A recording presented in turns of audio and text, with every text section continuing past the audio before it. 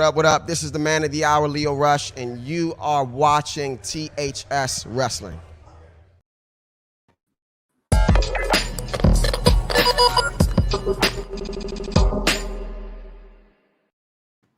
What's going on, everybody?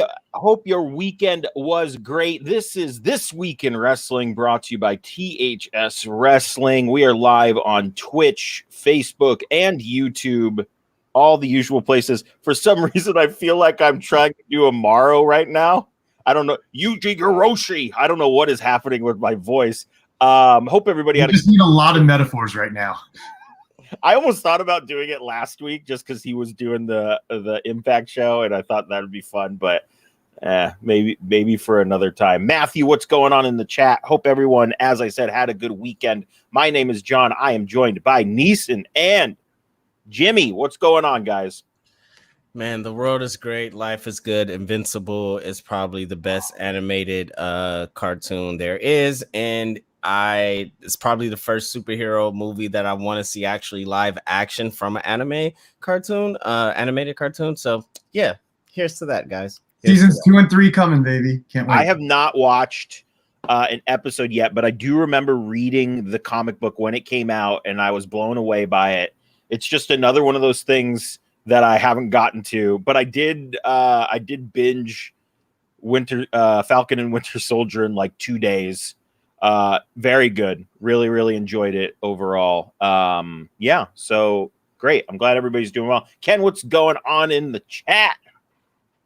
My friend, welcome back. If you're a fan of Holly, why can't I talk today? This is gonna be a crazy show, guys. That's fine. It's already Harley Quinn. If you're a fan of the Harley Quinn animated series, then I feel like this you're gonna be just a super fan of because it's grounded in a more like realistic world and setting with characters, and it's graphic as fuck and it's amazing. Yeah, I love Harley Quinn cartoon is amazing, and I'm really glad it could have fuck it, we're not talking about wrestling, we're talking about let's do it. All right, welcome to the THS Animation Fun Time Hour, which is something I think that kind of exists, but we could do that too, right? I mean, why don't we have our own show, guys? I don't know. I have no idea. Probably because we're so off the rails and I haven't brought us back yet. Okay, guys, steer it. deathwishcoffee.com. Head on over there, get 10% off at checkout.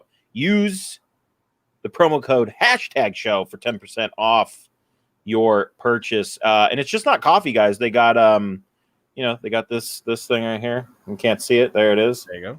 There it is. That's cool. They got mugs. They got a bunch of other stuff. It's great. Go check it out for sure. All right. Jimmy, that was perfect, Jimmy. I saw that. I was like, why is he pointing at himself? He's not. He's interacting with the logo, folks. All right, let's talk about Daniel Bryan. Smackdown has come and gone, and Daniel Bryan is gone from Smackdown. The big dog, the greatest wrestler of our generation, the defeater of The Undertaker at WrestleMania, the head of the table, has sent him a packing. And now, immediately after, look, this is great stuff. Let's just once again, evergreen words. SmackDown is the best. Just doing great stuff. It's the best 2-hour wrestling show on television, guys. I say it. And as you know, we love Daniel Bryan. We're gonna miss him on SmackDown. But my question to you guys is: 2 NXT superstars sent out tweets quite literally the minute after SmackDown went off the air.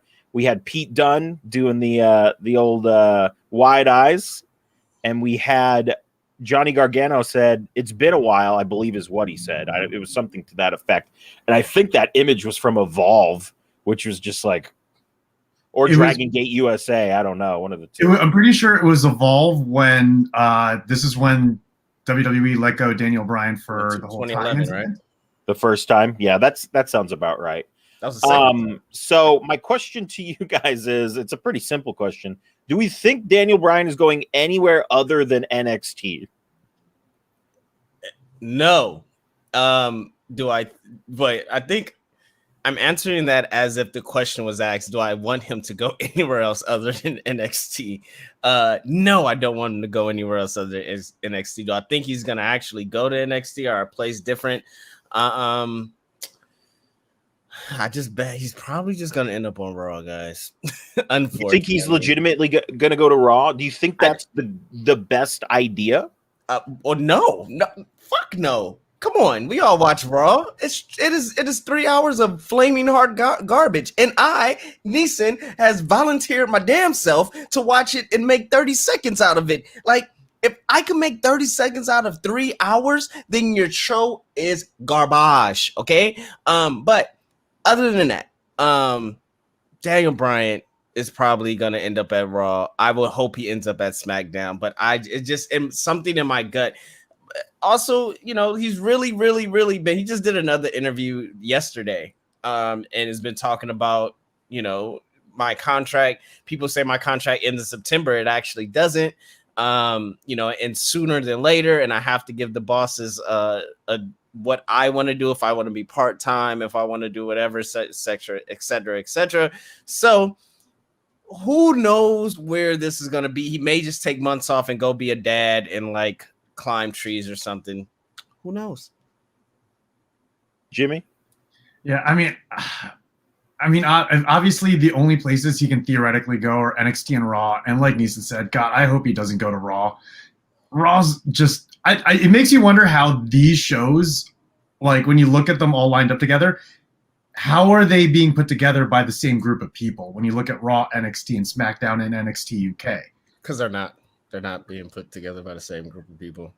Yeah, can we just, anytime that Daniel Bryan's on a show, can we have it being done where Vince isn't the one behind everything? So yes, I want to see him in NXT. Will he be on NXT? I don't know, but like I feel like there are too many hints to it happening, not just by Pete Dunne or Johnny Gargano, but even by Daniel Bryan himself. Didn't see this. So hopefully we get to see it, and but it should happen like very delayed, like not for another month or so. So that way it'll be completely blindsiding to everyone. And then maybe after the NXT run, then go to Raw and do whatever you need to do there to close out your career, I guess. I doubt he's gonna actually go to a AEW or a New Japan full time, because he talked about his neck. He said after the match, he said he had a match on SmackDown or something. I can't remember what exactly match he was. He said he had, but he was like his neck was messed up. And it's just the little stuff now. And he was like, his daughter likes to get up on his neck and like pick leaves off a tree. And, so if she can't do that, he was like, is it worth it? So hearing somebody talk like that it's more so like he'd probably be part-time. And if he could do an NXT run, like if he could work 8 months out of the year and they're bringing back live crowds starting in the summer or end of summer, I think that's the best bet. And also remember that if you're on NXT, you're not wrestling every week. Even if you appear every week, odds are you're wrestling every 2 to 3 weeks. Yeah. Even if you do an on-screen appearance. So that schedule is going to be a lot lighter for him, and he doesn't have to travel nearly as much. I think that's probably the best scenario for him. Ken does make an interesting point that I, for some reason, completely slipped my mind, Ken, that there's the whole rumors of WWE trying to work with MLW, which would be a whole nother, that's just a whole nother, like, holy crap, that's crazy. Because they've got some really talented, I think, well, I know. I was going to say, I think most of their talent isn't signed to them. They bring talent in and out. Like they have Leo Rush. They have a couple of other people that come in and out from there. But Leo I know some of the talent. Right? What's that? Leo Rush is their champ, right?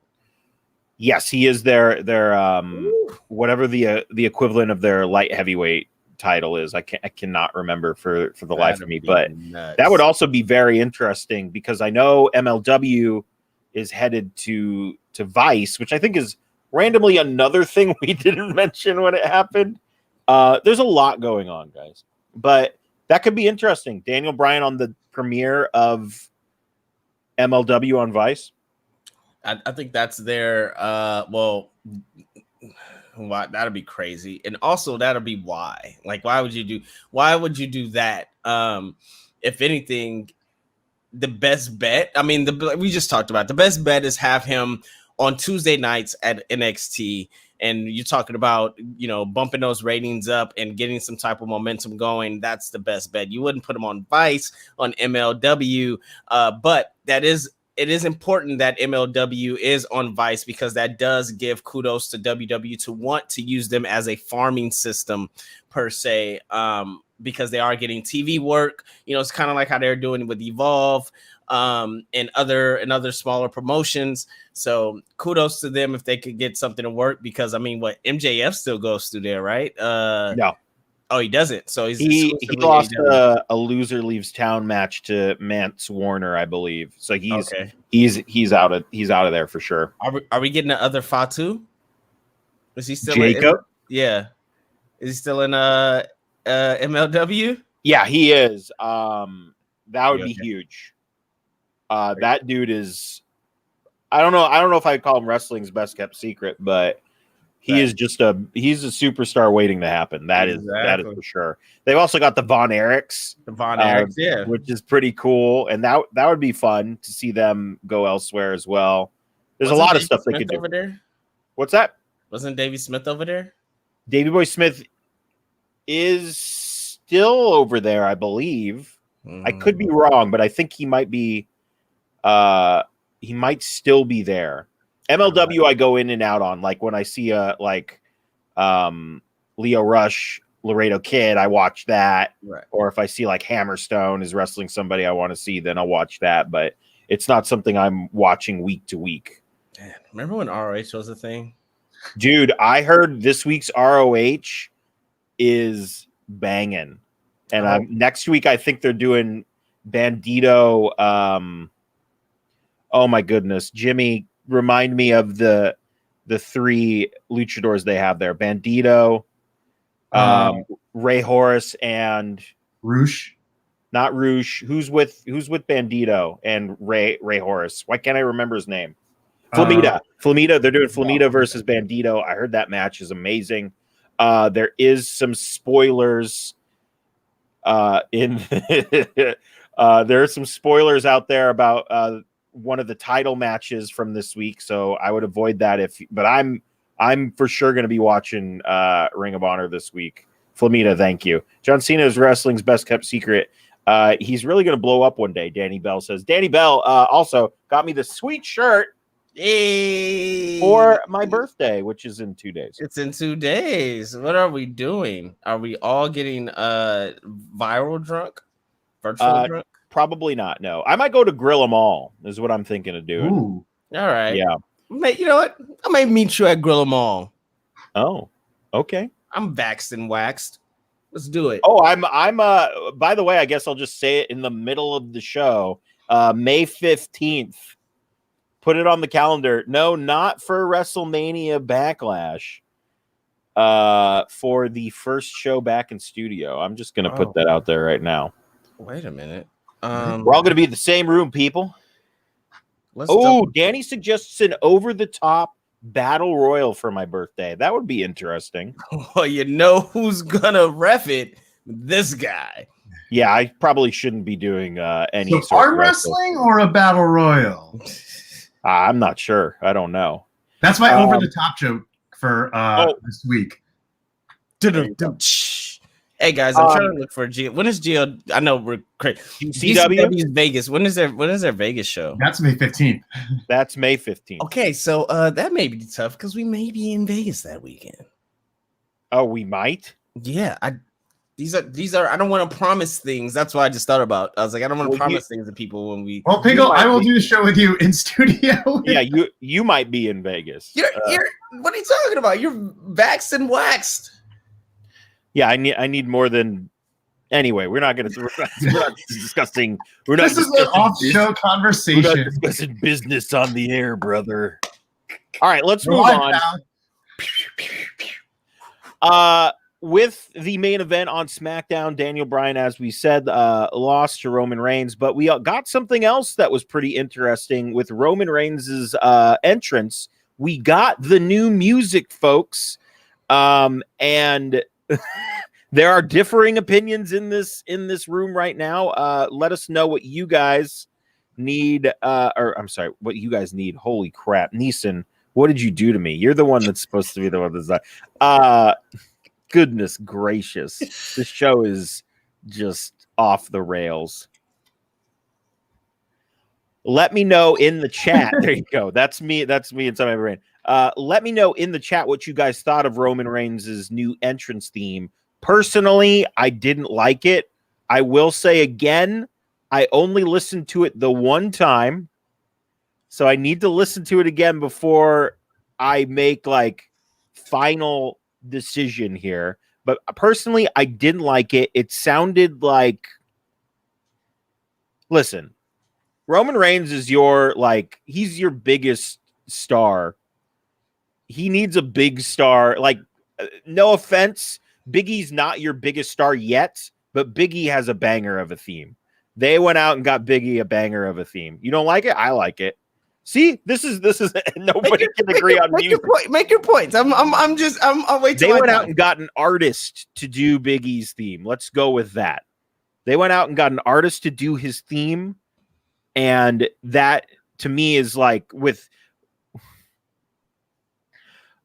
Roman Reigns' theme, it sounds like they got the guy who would compose the Chikara music to do it.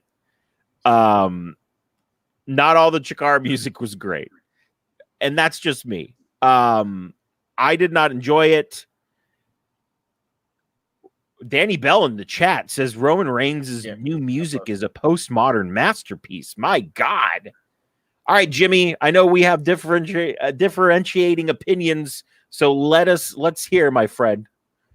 I mean, the way I'm looking at it is the same way I heard Shinsuke's music when he came out to take over in Dallas, where I first heard it and I'm like, what is this? It doesn't fit him. So upon hearing it, I'm trying to, like, as the music keeps going, I'm like, how does this fit towards this Roman Reigns character? And I thought it fit the head of the table, tribal chief is royalty type of thing. Okay. Whereas and especially the fact is, like, I don't even know why he had the Shield music for so long, just because, like, yeah. Oh, I'm a former member of the Shield, so I'm just going to stick this music. Like, Adam Cole didn't even keep the Undisputed Era music, and I feel like that was his music more than anyone else's. So, I think it wasn't it? Adam Cole's music? Wasn't that originally his before we all got? His. Oh no, he kind of debuted with Undisputed Era. Never mind. Well, he debuted with yes. That music was debuted with everyone in Undisputed Era, basically. Everyone else had their own music except for him. Correct. So it's kind of the same thing with Roman, where he didn't have identifying music. So it was always just Shield, even though you could argue that, it turned into his theme more than the Shield's, but it's still the Shield theme overall. So I feel like this fits his current character. Neeson?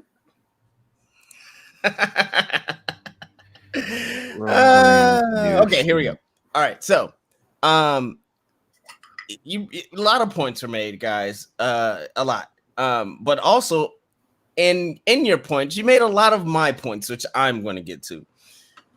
Roman Reigns is the tribal chief and should have the music that is the tone of not only his character but the show.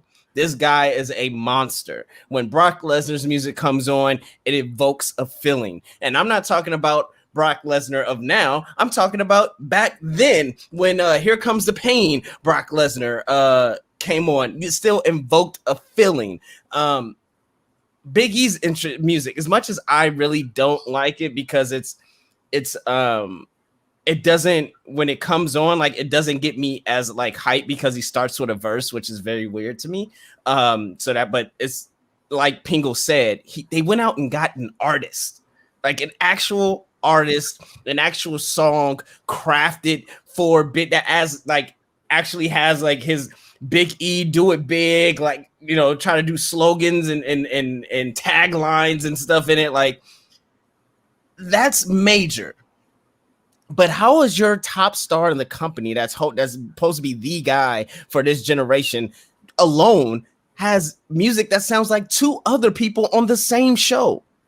legitly 2 other people have the same sounding music, and I'm talking about Bailey and Seth Rollins. Well, the theme before that, which is mixed now with we still have to talk about Parkway Drive. Yes, we Parkway.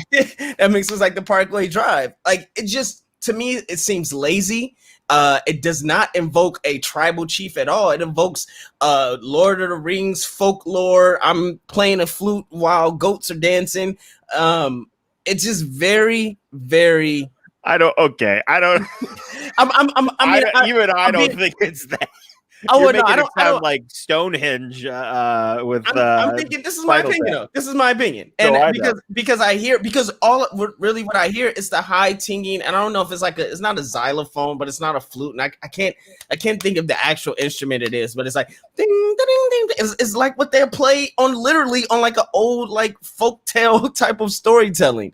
It's like Wind in the Willows. Yeah, like some shit like that, man. And it's just like, yes, he didn't have like he had the Shield music for long enough, but at the same time, that music is way more epic than this music. And if you're gonna debut something, or like, I'm sure it's gonna go through changes as most themes do, but it needs to hit as hard as Roman Reigns does. And I know a lot of people may like it, but I really think it's trash, and I'm really big on people's music representing who they are.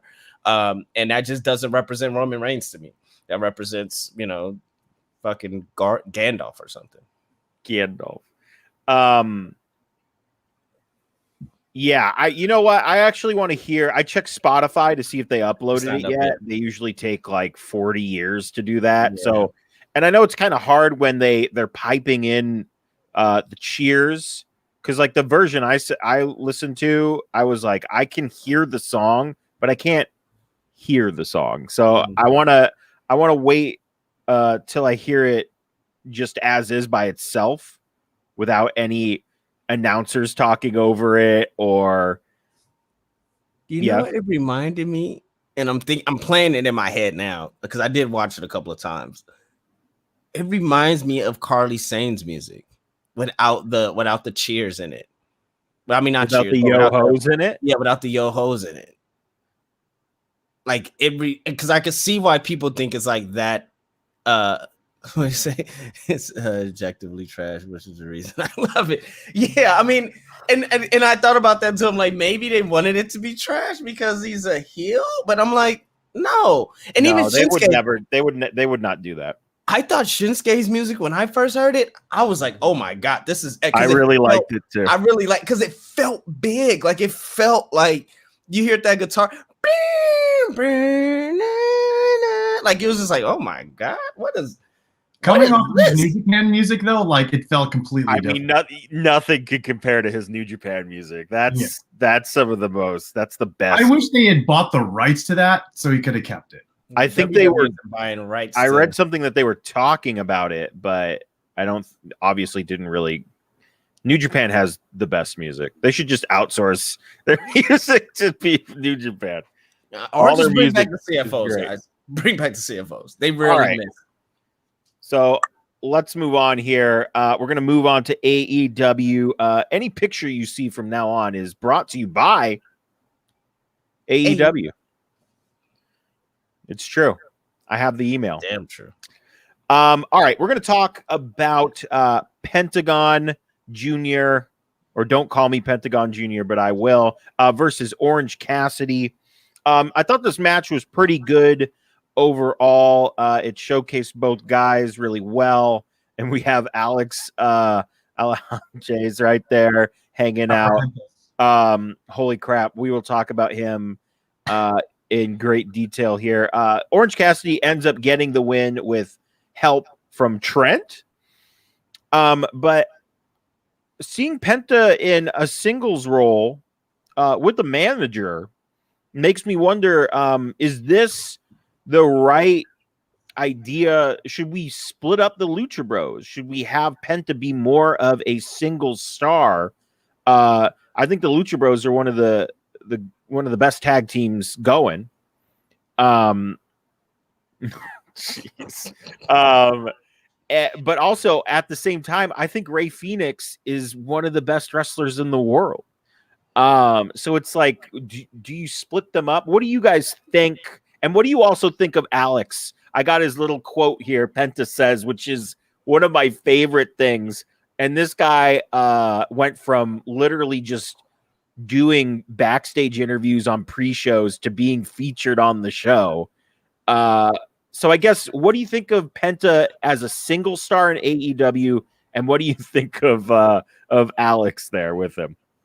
I mean, I feel like they've been slowly moving him towards singles anyway, because they barely even mentioned Death Triangle when he's around, and they've been teaming Pac up with Phoenix. So it's like, is Death Triangle even still really together? Are Lucha Bros still together? Or are they just not together but doing their separate things, or what?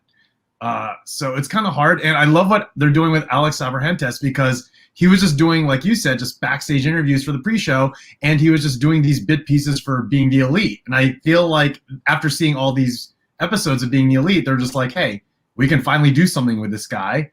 He seems pretty funny. He speaks Spanish. Let's put him with Penta. So I guess it's probably part of a transition of moving him out and moving in Thunder Rosa into a broadcast kind of person for when she's not in the ring, she can expand her experience in the industry by also being a broadcast teammate. So I'm a fan of it all around. I just wish we had a little bit more clarity on the whole Death Triangle thing, but I'm interested in seeing where it goes. Neeson? If he wins a singles title, they all win a singles title. That, I believe that is the Freebird New Day Death Triangle rule. I love it. I mean, we know how talented Penta is and how great he is. I think Rey Fenix is even. It's a lot like the Young Bucks, right? Like, not because of the brother thing, but also because of Matt Jackson is a very talented wrestler in his own, but Nick Jackson, if he wanted to be the solo breakout star, he definitely could. And I think we're looking at Penta and Rey Fenix like that as well. So they know the tools that they have, and they can use that. And we talked about it, I believe last show, I believe it was on here, but we talked about how they have talent and they could use those amazing single stars to help build guys like Orange Cassidy to give that, win. Or you had who beat Brian Cage beating Hangman Page when Brian Cage isn't, what I'm saying? Like, these are the things they need to do to put these people, have them sink their teeth into something and get some actually storylines going, because we know all these people could give great matches, but allowing these tag teams to actually have singles pushes, it's an incredible thing, man. And so kudos to them. It's going to be great. Alex is doing a fantastic job. I really like him on BTE, drinking the Kool-Aid when he was trying to get people to get on the Kool-Aid. Dark Order, right? Yeah, the Dark Order. So I love this when it was Dark Order versus Inner Circle on BT. It was great. BT I like better than Dynamite. It's fantastic. My God. One more thing before we move on. What do you think Penta's ceiling as a single star would be? Could you see him being AEW World Heavyweight Champion down the line here? Yes. I honestly can't see. When we talk about the AEW World Heavyweight Champion, it's so foggy to me, because you have Kenny and you have the Collector and you have all the titles. In my mind, it's just like, how do you get from there to Hangman? That's in my mind. Anything after that is like game, because I'm like, Hangman needs the title, guys. Get it to Hangman. Jimmy, who do you see if Lucha Bros do actually split up? Not, they just become single stars. They're not like fighting one another week by week. Who do you think becomes World Heavyweight Champion first, Phoenix or Penta? I gotta believe it's Penta. I mean, not that it was a full real world championship or anything like that, but Penta was Lucha Underground champion for a rather long period of time. I mean, so was Phoenix, but it was very, very short. Granted, their Lucha Underground wasn't an actual like wrestling organization. It was more just a television drama. But the way he carried himself as champion just made him seem like a badass. And I would hope that could transfer over to AEW. But the problem is like what Neeson said, it's like it's so foggy to see because, we've only had 3 champions thus far, and we don't know how often they're going to give a guy like Penta the chance. Yeah. I honestly, at some point, would love to see Phoenix as champion because I think the man deserves it. Yes. And he's been busting his ass like crazy, especially during the pandemic era. He's the best luchador in the world right now. You could argue Bandito, but like Phoenix is just heads above everyone. Yeah, I think Ben. You said Phoenix or Penta? I'm sorry. Phoenix. Okay, yeah. Yeah, I think Bandito's stock has plummeted a little bit. Plummeted a little bit isn't the right phrasing. It's gone down a little bit. There we go. It's plummeted. That's the problem. It's plummeted a tiny bit. when you don't have the chance to be part of PWG, whereas like a lot of American audiences got to know him, and when you have him just in Ring of Honor, which a lot of people don't watch Ring of Honor anymore, like it's hard to showcase this guy's ability. My question to the group, how do you get, like, we all know Phoenix is great, and we all know Phoenix could definitely be a world champion.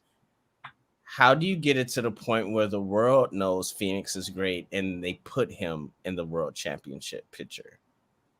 And even Pentagon, I feel like Phoenix is ahead of Pentagon if we're talking about like scale as far as over to a more world champion level. You have Phoenix kick out of the One-Winged Angel. Whew. Yeah. It's only been one. Have him kick out. Right? I would say have him have a world title match. Have him kick out of it once, but he doesn't kick out of it the second time. Yeah.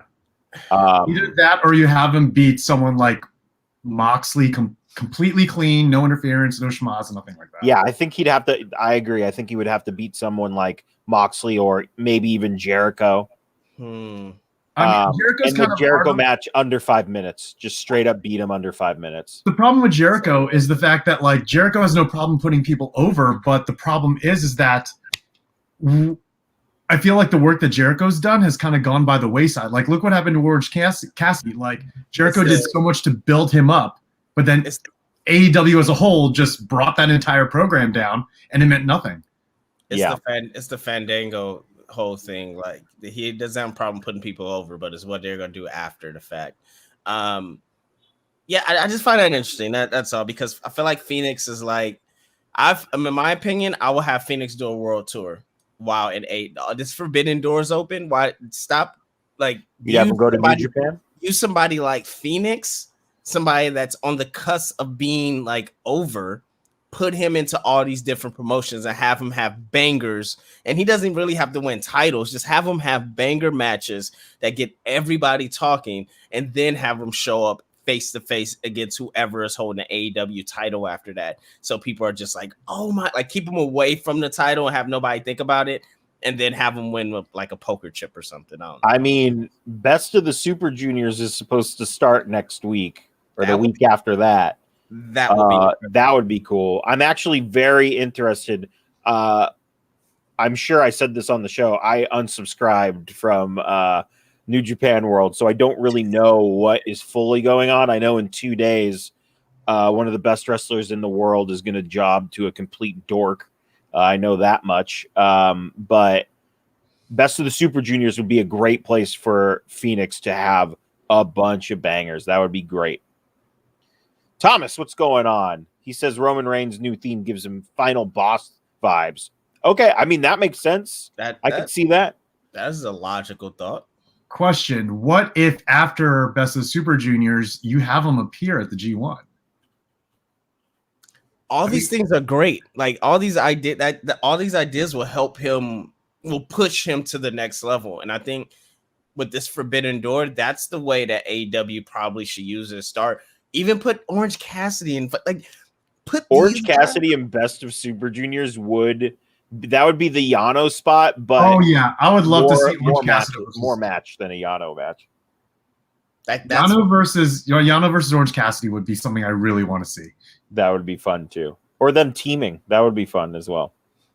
That's what the Forbidden Door should be used for. Or Yano and Colt Cabana team up like they did that a couple of times, and then they try to get Yano to join the Dark Order. That'd be fun. All right, let's move on. We had the Inner Circle Pinnacle face-off thing where they all got into the ring and said some stuff at each other. So truthfully, I'll get to the question in a second here. After MJF handed the microphone off, I went, this is not very good. It almost sounded like everyone was going to say, and that is why we are going to win Blood and Guts. That's what I thought every promo was going to end with. But when we got back to Jericho, I thought Jericho really brought it and sold me on that match. I was like, okay, I'm excited to see this. Did you guys get more hyped for Blood and Guts this coming Wednesday, or did it fall flat? I was hyped. I forgot. I was upset because I was like, oh my God, this was an amazing show. It should be a go-home show. And then Justin, shout out That Wrestling Classic, was like, no, it is a go-home show because the show's on Wednesday and not on Sunday or Saturday. And I was like, oh, okay. Well, yeah, this is great. I was really excited about it. And I love the parlay. Like, Jericho has this thing of naming things differently, and I feel like it always delivers in some way. I feel like Sean Spears, Sean Spears grabbed a mic, he did his thing, he delivered, he checked all the crossed all the T's, dotted all the I's, and Sammy Guevara came in and smashed them. I felt like it really showed the FTR when they called out LAX. I just want our LAX proud and powerful. I wanted him to say we want LAX. Like, bring us cool. LA. Yeah, I wanted that. But even that, like them calling him out, I felt like before this has been a very forced thing to turn Inner Circle good guys. It felt like it's forced, but I felt like this parlay and just them taking shoot work promos, pipe bomb promos. I felt like it was great, and I feel like Chris Jericho does these type of things the best. Festivals of Friendships. He did something like what he did the other thing like this. He did the program with CM Punk. I thought was pretty good. Yeah. Dinner Debonair. Yeah, the Dinner Debonair. Yeah, that was fun. I feel like Chris Jericho is in this thing, and he in the line he said when he was like, and you said you're when you're 25, you're curtain jerking in WCW. He was like, yeah, I was curtain jerking in WCW, but that's because I came off of headlining in Japan and headlining in Mexico, and I was humble enough to do that. And it's one of those things to where you could say he wasn't really talking to MJF. He was talking to the wrestling audience and saying, like, this is why I am the way I am right now. It's because I've been at the highest of highs and I've been at the starting point over and over again, and I continue to get to the highest of highs. This is why I'm that guy. Like, nobody is never going to have a career like Chris Jericho. And when I watched that, that's what I got. I was like, oh, this guy, like, yeah, yes, he is a Hall of Famer right now at this point. He is one of the GOATs. And we're watching a legend work right now. I mean, I like the segment, and I'm glad that everyone got a chance to, shine on the mic. However, this did not make me any more excited than Blood and Guts. Not that I wasn't excited, but I feel like had they swapped this segment with the timing of when they did Inner Circle getting their locker room back from Pinnacle, I feel like that would have been played off better for the go-home show, because They went from That was like a 1 week thing, right? Yeah, they went from completely killing each other to now we're standing in a ring together talking and we're not going to do anything. And there's not even security in the ring to keep us separate. So it's not a parlay, guys. It's a parlay. Okay, that's why it's a parlay. So you're saying it felt like we got a big old video package for how much these guys hate each other, and the match started off with a good old lockup. Yeah, collar and elbow. Like, imagine if we got the Miz Hate Me Now video like a month ahead of time.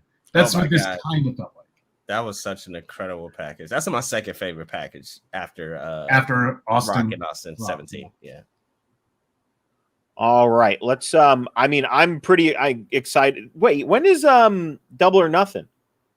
That is at Memorial Day weekend. Yeah. The Sunday. Have they announced that? Yeah. I mean, they announced it ticket-wise. I don't know if they've announced a card or anything yet because it's still early. Honestly, I thought we basically have a month. I honestly thought because we got the Blood and Guts, which feels like it feels like a Clash of the Champions. It feels like a big card. I thought they were going to push it back a little bit just to see if they could get some more fans into Vegas, which I assume is where they are still going to have it. But you figure it's a Daly's place. Oh, that's right. Yeah, and you figure for something like Double or Nothing, they'd rather have the appearance of a bigger crowd than a bigger match. So with 2 rings, you can't really do that. Yeah. So by doing Blood and Guts on a regular Dynamite, then you already have X amount of fans, and it's not really going to change it because they're not expanding the seating. At least not yet anyway. Hopefully nobody gets injured. That's my goal. Like, that's my hope. Nobody gets injured because you do have to turn around and do a Double or Nothing. Yeah. Thomas, we talked about Daniel Bryan at the top of the show, and we also talked about Roman's theme at the top of the show as well. Just hit that old rewind button. You can hear us talk about it. The Forbidden Door kicked wide open. We're going to talk about it in these next 2 segments. El Phantasmo is making his debut in Impact Wrestling this Thursday, the Bullet Club's own. This is pretty interesting because I think this is the first member of the Bullet Club that has come over from Japan, like the current Bullet Club. So this could lead to a couple of interesting things. Obviously, he'll probably be put into the X division. But we know Kenny Omega is supposed to be there, I believe, weekly. So could we see some interaction between ELP and Omega and the Good Brothers? There's a lot of interesting things that could happen here. Unfortunately, ELP's biggest fan, Johnny P, is not here. Johnny Parker. That's Parker's boy. That's his boy. What do you guys think of ELP showing up on Impact this week? I mean, I think it's really interesting out of like all the Bullet Club members that they could have picked. And by the way, are we counting Kenta as the first real Bullet Club, or we're not counting him because this is Impact and no Bullet Club members have appeared on Impact yet? I think we can. Either way is fine. You know what? How did I forget about Kenta? Because that felt just so like one-off. This feels more like it's announced and he's going to be there for a little while. Yeah, if we're looking at this at the same level as Finjuice, then I think this is a really good thing. And it's just going to add further speculation to the whole entire Bullet Club Japan thing. Ever since Kenny said brother Switchblade to Kenta, I've been wondering, when are we going to get more Bullet Club members in America? Finally, it's happening, and I'm hoping that with ELP, we'll also eventually get Taiji Ishimori, especially since he was there, yeah. He was in Impact and when he was a part of Noah and even became the X Division champion. So I feel like you're getting these guys who are really good fit for Impact and probably guys who will end up winning titles in Impact. Like, I could totally see ELP as the X Division champion, taking it to Japan and going there. Man, ELP Josh Alexander, that would be a match for sure. Neeson, what do you think of ELP heading over to Impact? I think it's good for Impact. It brings you know, Impact does have a niche audience, but I think the mixture between New Japan and Impact and such a star stud like ELP, I think it really helps Impact and not rely on Kenny Omega to help bring eyeballs to them. Maybe we get cooked.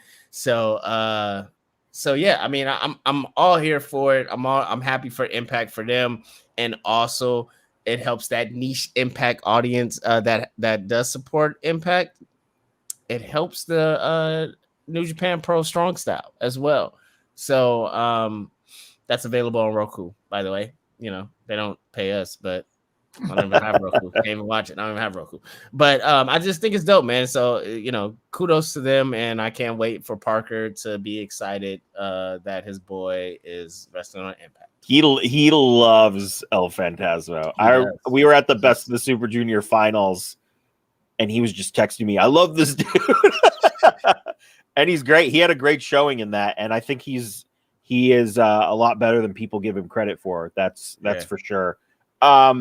Big news that is still kind of breaking right now. Last night, AAA had a show which the name of the show escapes me, but one Andrade showed up in his library in his home estate, and he cut a promo challenging Kenny Omega for the AAA Mega Championship.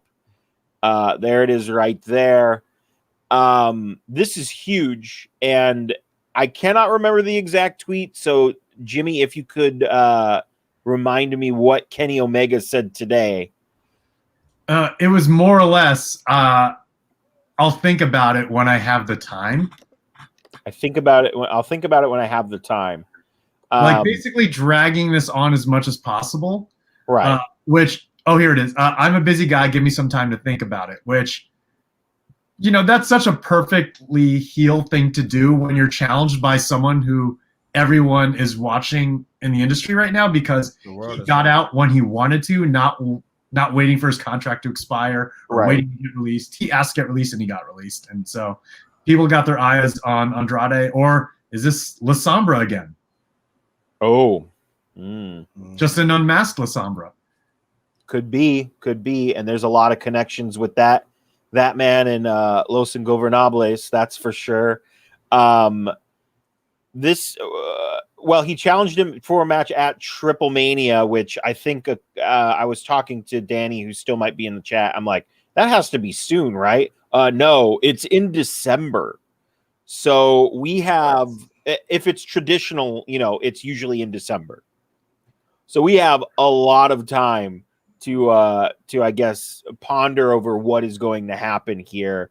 Neeson, when this match finally happens, do you think Andrade defeats Kenny Omega? You know, I think we talked about this about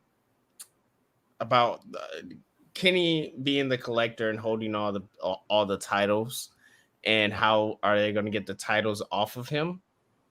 It all depends on that. It all depends on, is Kenny going to be on a losing streak?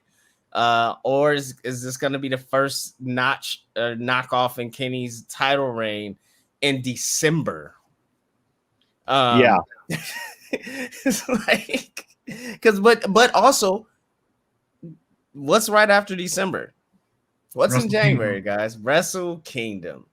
I will bet all of my Dodge coin into Kenny Omega is definitely going to be on the Wrestle Kingdom card this year, and that'll be a very interesting story to tell. So I would love Andrade to win it. I will love him to win the title, and he goes around the world representing AAA and showing that he can main event around the world again and be that guy now with a bigger platform. I will love that, because we talked about this again.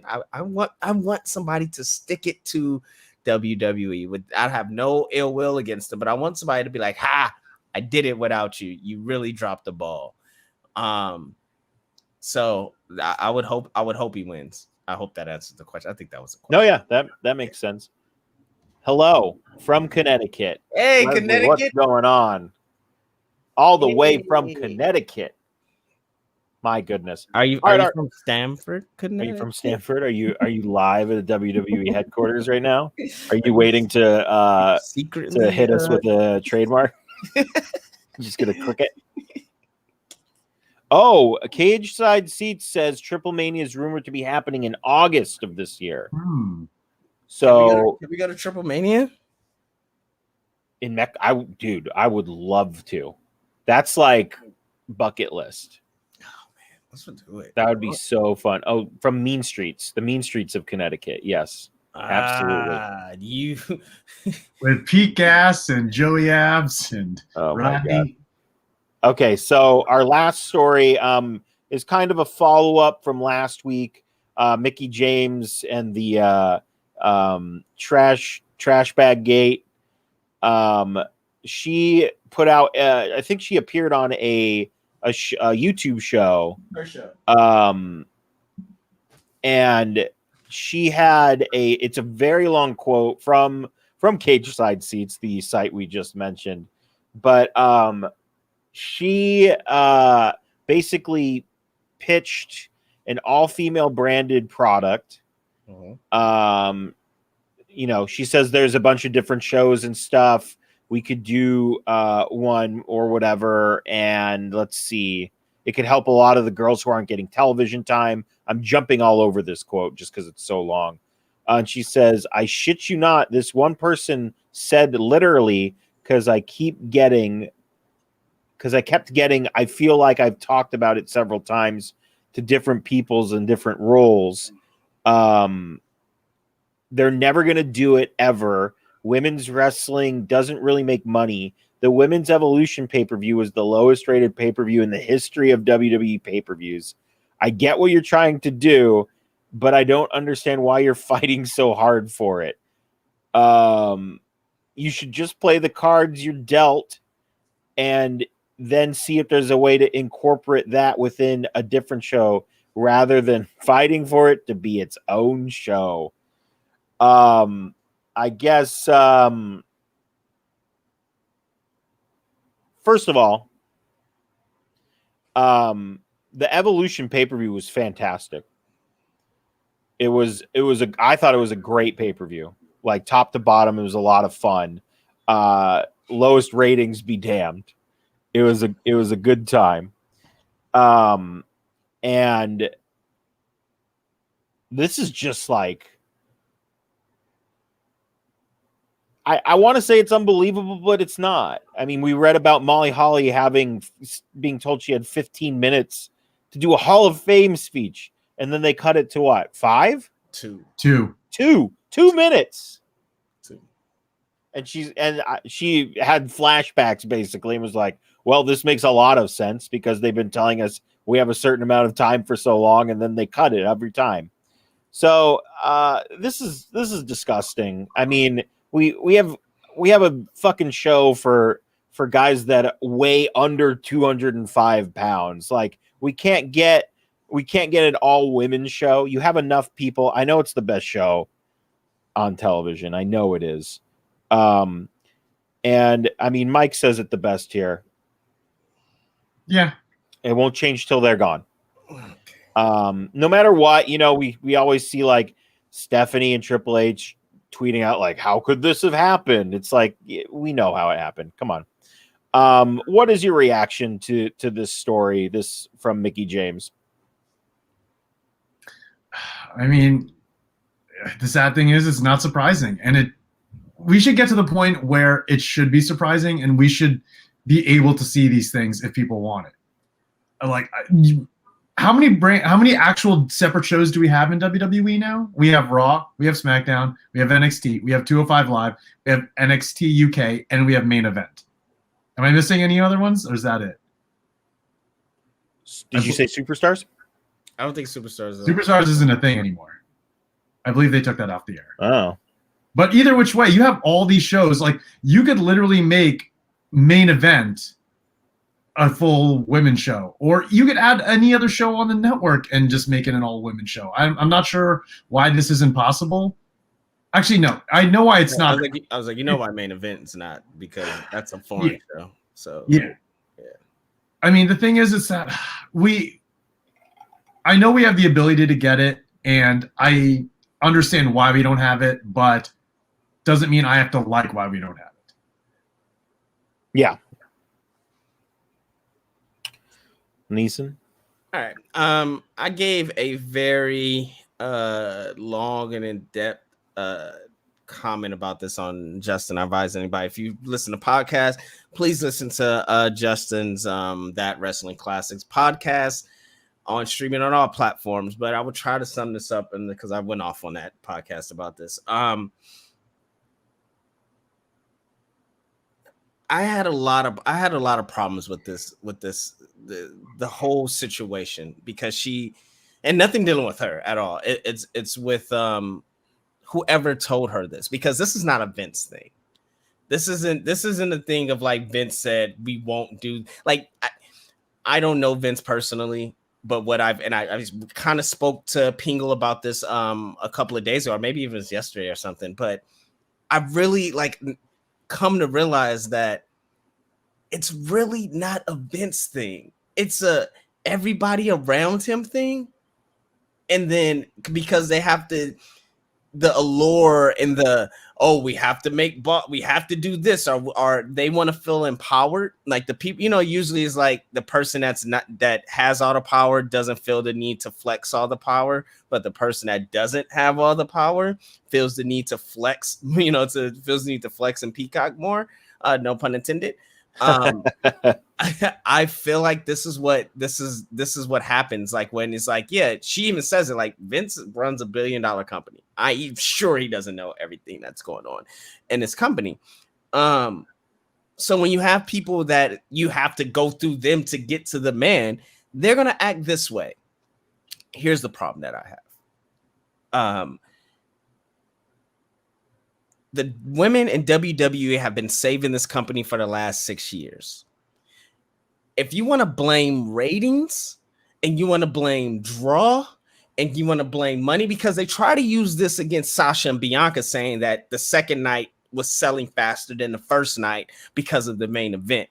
I'm not going to let that slip my mind, by the way. It shit pissed me off, because when you have let's talk about the Sasha Bianca thing. When you have a storyline that was jump started within a month, in which you had random people in the middle of it, and it wasn't really, only reason that people cared is because they cared about the characters. They cared about the wrestlers. They didn't care about the damn story. And then you blame the main event being slow ticket sales. It goes back to everything that's happening with women athletes in general. Oh, they don't sell. Oh, their ratings are low. Blame yourself. Blame the company for not putting money into promoting and telling these women's stories. Whether you're WNBA, whether you're tennis, whether you're women's football, because they have that, rather you're WWE or AEW. There should be no reason that women don't sell. It's because you're not putting the money and investing time and efforts and telling stories that have people be invested in those characters and want to spend money, time, and everything else on them. And it pisses me off when I see this by a $1 billion company, when they say, oh, it's the lowest draw or it's the lowest ratings. That's your fucking fault. You should be looking in the mirror. Like, you should not tell that woman that. You shouldn't. And maybe because I look at my niece and I look at my little cousins and I look at females that I know that are working damn hard and twice as hard to try to be at the level of the man that's standing next to them that didn't have to work as hard, let alone and be a woman of color. And you want to tell them oh, we can't do that, because women have been saving not only this company, but sports in general. Tell that to Serena Williams. When she say it's only Serena Williams and Rafael Nadal, and nobody gives a fuck about Rafael Nadal. It's Serena Williams, and she can't get a shoe deal. She can't get none of these. But every time Every time she's on TV, ratings skyrocket. Every time, and she gets paid a fraction of what the men get paid. Why is that? Why? Somebody tell me why. You can't. And so when you have somebody telling somebody like Mickie James that is a 7-time WWE Women's Champion, I believe. Enough times to have her ideas respected. Enough, not even. I'm not even talking about ideas, but enough times to tell the story. She has a story embedded in her history that can be told. Like, again, they say money rules the world. No, money makes the world go round. Stories make the world go round that people want to pay money for. It's all about the story. So don't give me that shit, man. Like, I'm sorry I went up, but it really pissed me off when I read that, because it should not be that at all. I'm done. I would like to point out that even Lance Storm went to the defense of Mickie James by stating how, like you mentioned, Neeson, how high the women's segments have been in comparison to the rest of the show, including the fact that, the women main evented WrestleMania for the first time with Becky, Ronda, and Charlotte. That wouldn't happen if it wasn't meant to happen. And the story was fucked up there. They keep messing up women's stories, right? And people still show up for it. When you take Roman, Edge, and Daniel Bryan had an incredible story going into it. But why can't the women get the same treatment? And when they don't get the same treatment, guess what? They still show up and deliver. So how about we invest in the stories more? And then you double check that, the ratings and seat wise and ticket wise bullshit. How about that? I think someone in chat put it best many, many months ago. They can just put the title on anybody. They can do whatever they want, and they just don't do it. A year ago, a year plus a year plus ago, like a year and a half ago. They can do whatever they want, and they just choose to not do it because they're cowards. It's that simple, and it's not just WWE. It's AEW. I guess AEW has maybe been slightly better about it, but I don't even know if that's true. Just recently. Yeah, the thing is with AEW is tough because they're so young. It's such a young company. They're so young, but now they just started giving women full time. I think so. We're now looking at AEW how we looked at WWE 6 years ago, right? When they were giving women 15-minute segment match, multi-segment matches. It's you give these women time to tell a story, and oh my god, they tell a story. It's really, man, it really frustrates me, guys. I am flustered because it really, as a business owner and as content creators, we know if something's not working, we go back and adjust and what are we doing wrong? God damn. And that's Vince on the way to the office. God damn it. God damn it, he's right. That's our promotional tie-in to Fast 9 coming to theaters. It's all about family, kids. It's all about family. John Cena, family. Can't wait. Family. Corona. What? Yeah, I mean, they can easily. They're a multi-million-dollar company. They have all the money in the world. It's just like somebody lives near Chuck Palumbo's garage. Oh my lord! I do. Remember when they made Chuck Palumbo a biker? I do. That was crazy. I mean, why not give it a shot? And I think we should have thought something was up when we haven't seen the Mae Young Classic come back again. Cruiserweight Classic kind of makes sense because everybody's everywhere. But you have a stacked women's roster. You could do the Mae Young Classic again. And I'm surprised they didn't during the pandemic. And I mean, yeah. Why? When you want to get awareness, they're willing to go in the red for everything else. Yep. Everything else, you want to go, you're going in the red for everything else, knowing that, okay, like, we're going to get into black on this eventually. Or, you know, this is our business plan and we could do these things and then we hit this and then forecast whatever. You're telling me you can't take the women, and you did it with the women's NXT championships, right? Like, you can't take the women in NXT and doing a pan fucking demic when everybody's still in the gym or in the warehouse. You can't do a women's wrestling class. Like, that would have been the perfect thing to do. You can't do that. That just proves that proves that everybody's about equality and woman empowerment, but you're not fucking about the actual motions and movement of it. Like, you're not putting your money where your mouth is. You're not about it. You're about making headlines and stories and giving divas a chance and branding everything to women's evolution to revolution and all that other shit. No, step up and do the right thing. Actually put your money where your mouth is and invest in you have the greatest women roster. We all talk about that. And they continue to add to it. Continue. Showcase these women. Ring of Honor did it. Why can't you do it? Women of Honor. It was a thing. That was a thing. It was a thing. All right. All right, guys. Sorry, I'm gonna keep going off. No, it's fine. I just I know we like to keep it to an hour, and we're over it. Sorry. We're over. All right, guys. Do we got anything to plug before we get on out of here? Jimmy? I got nothing. Lio Rush interview out. Yes. Lio Rush interview is out, guys.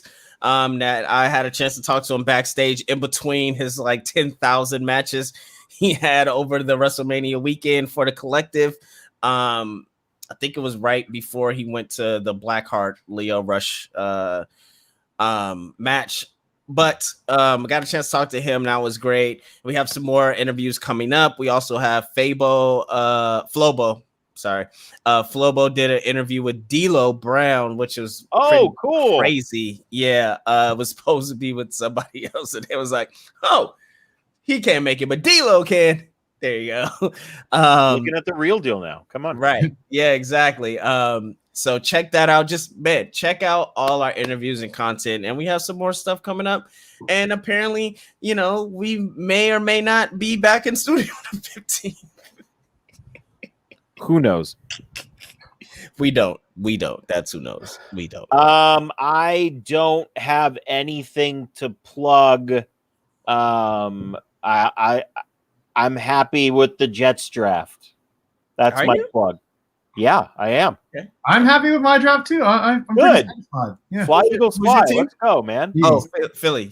Yeah. You guys got the receiver. Yeah, you guys got the receiver. That's great. I'm not talking. I got nothing else. I got nothing. Neeson and I are probably going to play. Yes. Going to stream the show here coming up. We played again today. A loss. Did not go well for Neeson. Very upset, guys. I made video stream too, just so you can see my upsetness. I might actually have a video set up again by that time. Didn't you? No, I'm not set. I gave you mine. I'll tell you later. We don't have to talk about that. All right, guys. So Facebook.com/THS Wrestling News, YouTube.com/that#show TV, Twitch.tv/that #show, Instagram.com/THS.wrestling. Shout out to the Wrestling Classic, Justin, who always puts out fantastic stuff over there. And the three of us do the little 30 seconds or less for AEW, NXT, and Raw. Neeson, you should just switch over to SmackDown. Dude. I mean, but SmackDown, I couldn't do SmackDown in 30 seconds. It's just a challenge. Shit, guys. The challenge. Challenge yourself. Come on. I will. All right. But most importantly, guys, that show.com for everything trending in geek, pop, culture, and we'll see you guys next week. Happy birthday to The Rock, guys. Happy birthday to The Rock. Happy birthday to this guy, too. Thank you. 2 days. Yeah, that's 2 days. 8. What? Yeah. Oh, my God. I didn't know, man. That is crazy. Oh, thank you. You look great. You look amazing. Hey, I want you to watch THS Wrestling. And if you don't do it, you're a bunch of geeks, jerks, overbearing, egg-sucking dogs.